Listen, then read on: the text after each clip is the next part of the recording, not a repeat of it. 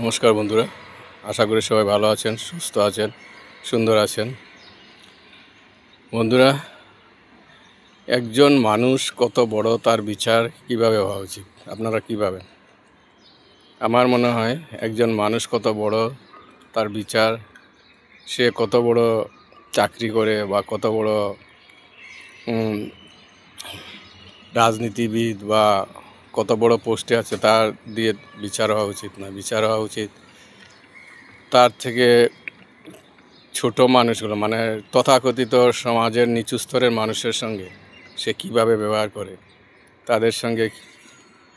তাদের সম্বন্ধে কী ভাবে, সেটার উপর ডিপেন্ড করে।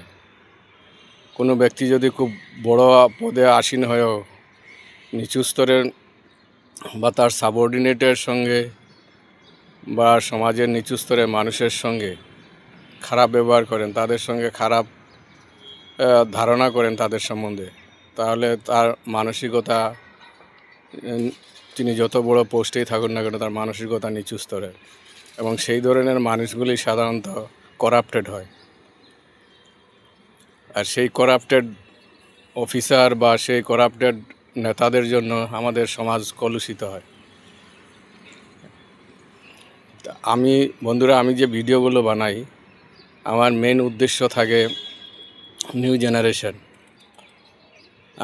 আমার বয়স 62 বছর, কিন্তু আমি মনে মনে একজন 25 বছরের যুবক। তাই আমি তাদেরকে উদ্দেশ্য করে এই ভিডিওগুলো বানাই, যারা ইয়ং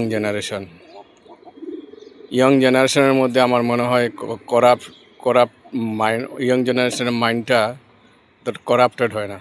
যত বয়স বাড়তে থাকে মাইন্ডটা বেশি করাপ্টেড হতে থাকে। যে আন্দোলন হচ্ছে কিছু জেনজি আন্দোলন, নেপালে রিসেন্টলি যেটা হয়ে গেল, তার মূলে কি আমার মনে হয় করাপ্টেড লিডারগুলো। এই করাপশনগুলো নিউ জেনারেশন সহ্য করতে পারে না, তাই তারা আন্দোলন করেছে। এবং এটা করা উচিত, কারণ আমাদের যে আইন ব্যবস্থা, বিচার ব্যবস্থা, তাতে করাপ্টেড লোকগুলো ঠিকমতো শাস্তি পায় না, এতে অবাধ বিচরণ করে। তাই জেনজি আন্দোলন যেটা হয়েছে, যেটা সব কিছু আমি সমর্থন করি না। সরকারি সম্পদগুলো নষ্ট করা এইসব কখনই সমর্থনযোগ্য নয়, কিন্তু যারা করাপ্টেড লিডার আছে বা করাপ্টেড বড় বড় অফিসার আছে, তাদের বিরুদ্ধে নিউ জেনারেশন নিশ্চয়ই লড়াই করবে এবং এদের উচিত শাস্তি দেওয়া উচিত, কারণ আমাদের আইন ব্যবস্থা এদেরকে শাস্তি দিতে পারছে না।